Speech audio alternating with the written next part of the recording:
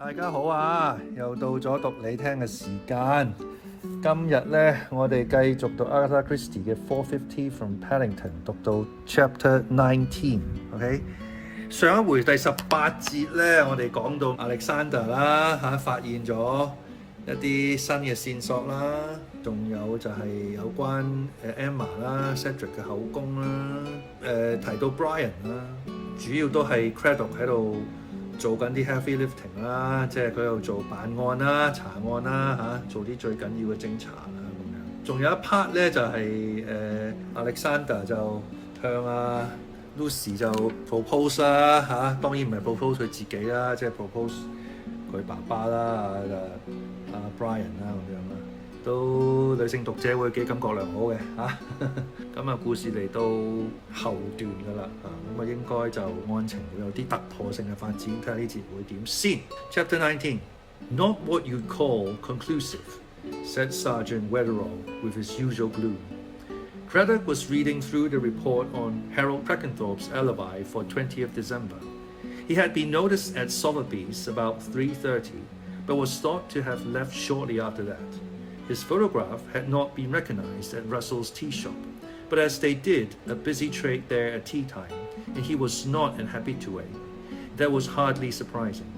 His manservant confirmed that he had returned to Cardigan Gardens to dress for his dinner party at 6:45, rather late, since the dinner was at 7:30, and Mr. Crackenthorpe had been somewhat irritable in consequence, did not remember hearing him come in that evening, but, as it was some time ago, could not remember accurately, and in any case, he frequently did not hear Mr. Crackenthorpe come in.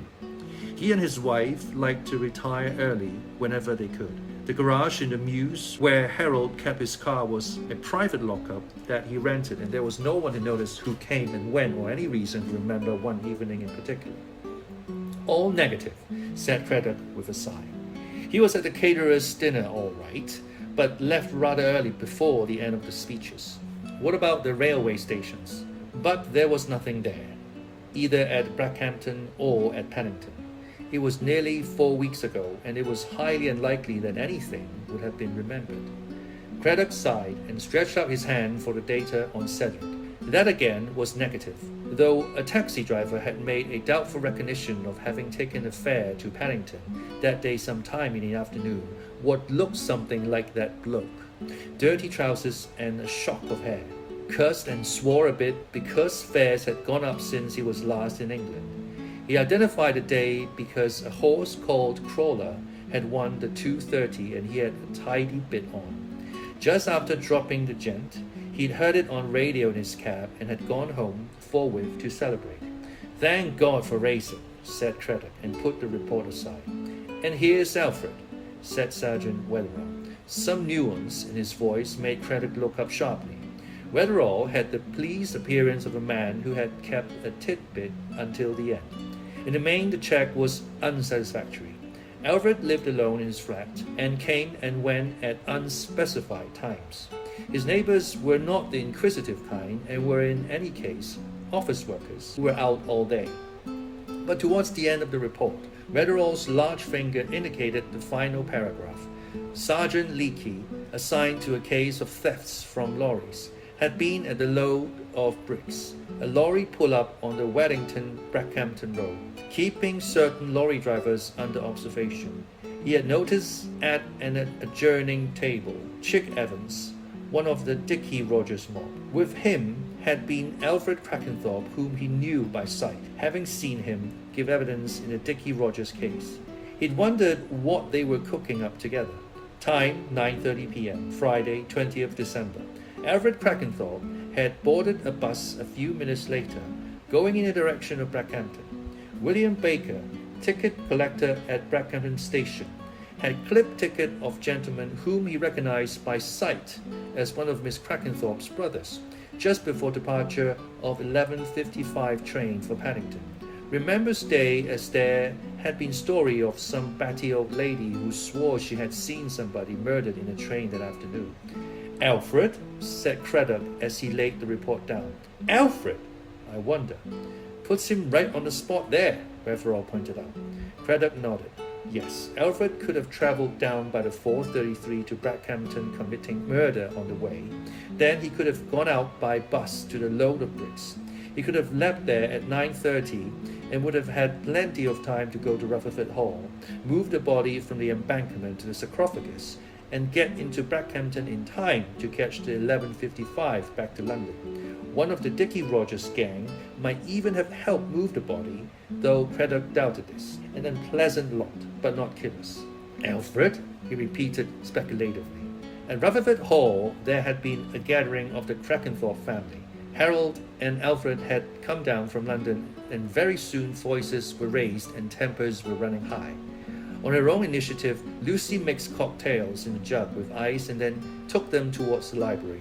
The voices sounded clearly in the hall and indicated that a good deal of acrimony was being directed towards Emma. "Entirely your fault, Emma." Harold's bass voice rang out angrily. "How you could be so short-sighted and foolish beats me. If you hadn't taken that letter to Scotland Yard and started all this." Alfred's high-pitched voice said, "You must have been out of your senses." "Now don't bully her," said Cedric. "What's done is done. Much more fishy if they'd identified the woman as the missing Martine, and we'd all kept mum about having heard from her." "It's all very well for you, Cedric," said Harold angrily. "You were out of the country on the 20th, which seems to be the day they are inquiring about. But it's very embarrassing for Alfred and myself. Fortunately, I can remember where I was that afternoon and what I was doing." "I bet you can," said Alfred. "If you'd arrange a murder, Harold, you'd arrange your alibi very carefully, I'm sure." "I gather you are not so fortunate," said Harold coldly. "That depends," said Alfred. "Anything's better than presenting a cast-iron alibi to the police if it isn't really cast-iron. They're so clever at breaking these things down. If you are insinuating that I killed the woman..." "Oh, do stop, all of you," cried Emma. "Of course none of you killed the woman. And just for your information, I wasn't out of England on the 20th, said Cedric, and the police are wise to it, so we're all under suspicion. If it hadn't been for Emma..." "Oh, don't begin again, Harold," cried Emma. Dr. Quimper came out of the study where he had been closeted with old Mr. Crackenthorpe. His eye fell on the jug in Lucy's hand. "What's this? A celebration?" "More in the nature of oil on troubled waters. They're at it hammer and tongs in there." "Recriminations?" "Mostly abusing Emma." Dr. Quimper's eyebrow rose. "Indeed." He took the jug from Lucy's hand, opened the library door and went in. "Good evening." "Ah, Dr. Quimper, I should like a word with you." It was Harold's voice, raised and irritable. "I should like to know what you meant by interfering in the private and family matter and telling my sister to go to Scotland Yard about it." Dr. Quimper said calmly, "Miss Crackenthorpe asked my advice. I gave it to her. In my opinion, she did perfectly right. You dare to say..." "Girl!" It was old Mr. Crackenthorpe's familiar salutation. He was peering out of the study door just behind Lucy. Lucy turned rather reluctantly. "Yes, Mr. Crackenthorpe?" "What are you giving us for dinner tonight? I want curry. You make a very good curry. It's ages since we've had curry." "The boys don't care much for curry, you see." The boys. What do the boys matter? I am the one who matters. And anyway, the boys have gone. Good riddance. I want a nice hot curry. Do you hear?" "All right, Mr. Crackenthorpe, you shall have it." "That's right. You're a good girl, Lucy. You look after me and I'll look after you." Lucy went back to the kitchen, abandoning the fricassee of chicken which she had planned. She began to assemble the preparations for curry. The front door banged, and from the window she saw Dr. Quimper stride angrily from the house to his car and drive away. Lucy sighed. She missed the boys. In a way, she missed Brian too. Oh well. She sat down and began to peel mushrooms. At any rate, she'd give the family a rattling good dinner. Feed the brutes. It was 3 a.m. when Dr. Quimper drove his car into the garage, closed the doors, and came in pulling the front door behind him rather wearily. Well, Mrs. George Simpkins had a fine healthy pair of twins to add to her present family of 8. Mr. Simpkins had expressed no elation over the arrival. "Twins," he had said gloomily. "What's the good of they? Quads now, they're good for something. All sorts of things you get sent. And the press comes round and there's pictures in the paper and they do say as Her Majesty sends you a telegram.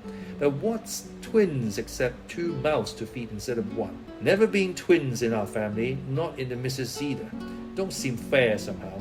Dr. Quimper walked upstairs to his bedroom and started throwing off his clothes. He glanced at his watch. 5 minutes past 3. It had proved an unexpectedly tricky business bringing those twins into the world. But all had gone well. He yawned. He was tired, very tired. He looked appreciatively at his bed. Then the telephone rang. Dr. Quimper swore and picked up the receiver. Dr. Quimper, speaking. This is Lucy Iresbarrow from Rutherford Hall. I think you'd better come over. Everybody seems to have taken ill.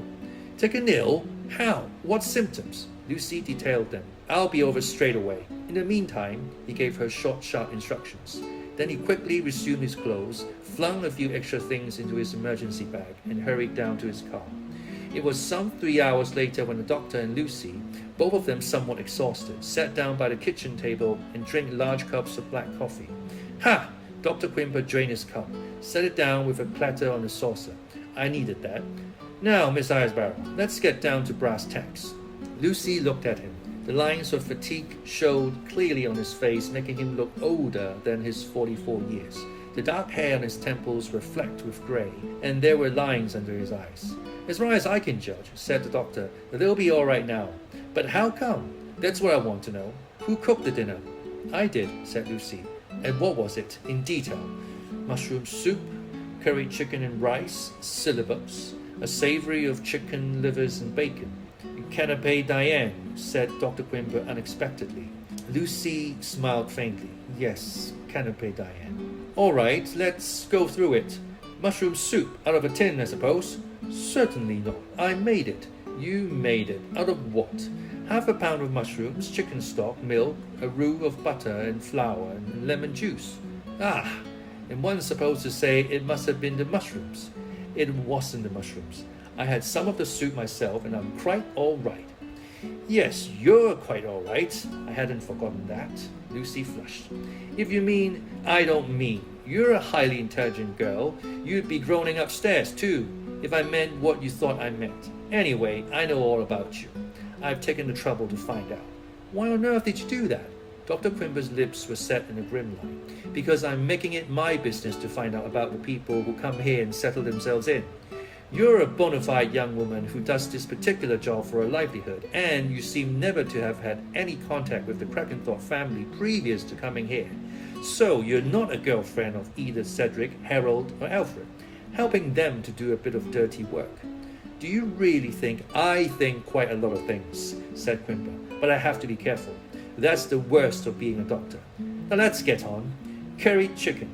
Did you have some of that? No. When you've cooked the curry, you've dined off the smell, I find. I tasted it, of course. I had soup and some syllabub. How did you serve the syllabub? In individual glasses. Now then, how much of all this is cleared up? If you mean washing up, everything was washed up and put away. Dr. Quimper groaned. There's such a thing as being overzealous, he said. Yes, I can see that as things have turned out, but there it is, I'm afraid. What do you have still? There's some of the curry left in a bowl in the larder. I was planning to use it as a basis for mulligatawny soup this evening. There's some mushroom soup left too. No syllabub and none of the savory. I'll take the curry and soup. What about the chutney? Did they have chutney with it? Yes, in one of those stone jars. I'll have some of that too. He rose. I'll go up and have a look at them again. After that, can you hold the fort until morning? Keep an eye on them all? I can have a nurse around with full instructions by 8 o'clock. I wish you'd tell me straight out. What do you think it's food poisoning or, well, poisoning? I've told you already, doctors can't think. They have to be sure. If there's a positive result from these fruit specimens, I can go ahead. Otherwise, Lucy repeated. Dr. Quimper laid a hand on her shoulder.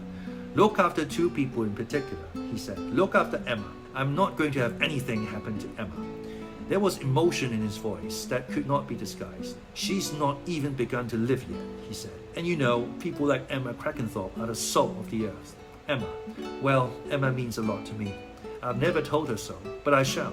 Look after Emma. You bet I will, said Lucy. And look after the old man. I can't say that he's ever been my favorite patient, but he is my patient.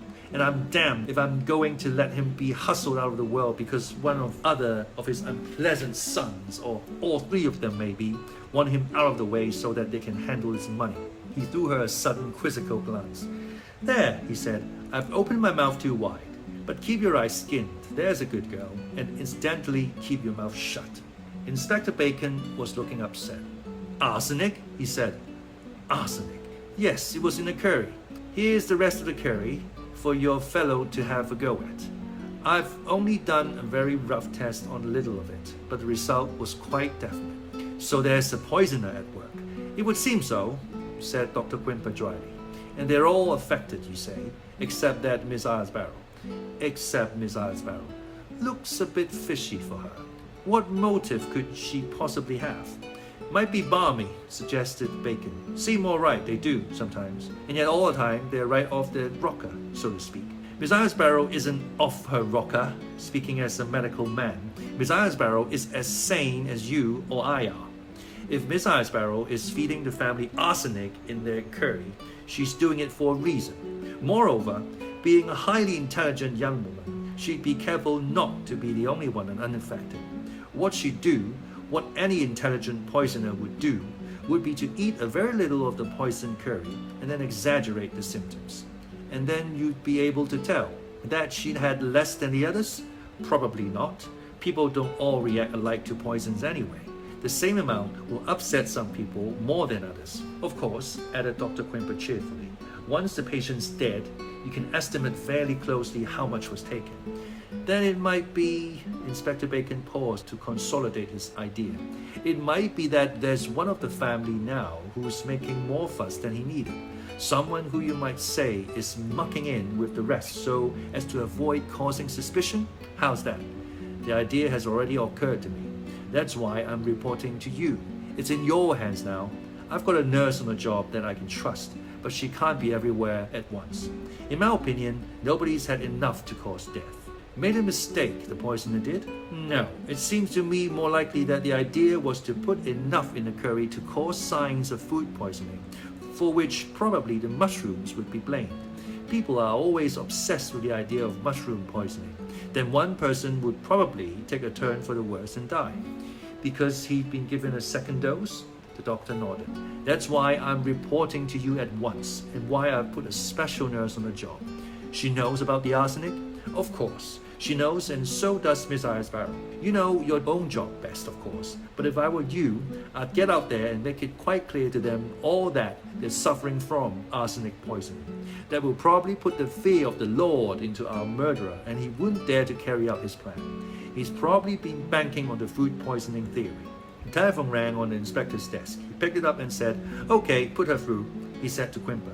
"Is your nurse on the phone?" "Yes, hello, speaking." "What's that?" "Serious relapse." "Yes. Dr. Quimper's with me now. If you'd like a word with him." He handed the receiver to the doctor. "Quimper speaking." "I see. Yes. Quite right. Yes, carry on with that. We'll be along." He put the receiver down and turned to Bacon. "Who is it?" "It's Alfred," said Dr. Quimper. "And he's dead."哇！突破性發展喎，最尾 Alfred 死咗喎，突然之間，咁會唔會係因為食物中毒呢？定係因為中毒呢？咁呢一刻就所有人都中晒毒除咗Lucy 啦呢個家務助理之外，咁令到 Lucy 嘅嫌疑就好大。咁但係 Lucy 要令到呢個 Crackenthorpe 家族中毒嘅原因嘅動機係咩呢？咁呢一刻就似乎係冇乜喎仲有就係Dr. Quimper 嘅表白啦，雖然就唔係對 Emma 表白，但係佢就對Lucy 講出咗佢對 Emma 嘅愛慕啦。咁佢意思即係話佢未同 Emma 講嘅 ，Emma 係唔知嘅。同埋呢個嫌疑犯就少咗一個啦因為已經死咗啦。咁臨離開前同大家分享下一啲字啦。呢一節入面有好多字好多生字不過好多都係名詞啦。同大家分享3個字啦。第一個字 habitué 法文啦，聽我都知道。咁就係常客嘅意思文中就有講啦 ，Harold 去咗一個 cafe 啦，一個餐廳嘅地方啦。咁但係因為佢唔係常客，佢唔係 habitué，所以認唔出佢有入過去幫襯過，咁所以咧即係呢個 Harold 嘅不在場證供咧，佢 alibi 咧係唔係好成立啊嚇 ？Alfred 亦都冇啦，Cedric 亦都冇嘅，佢哋三個都係冇不在場證據。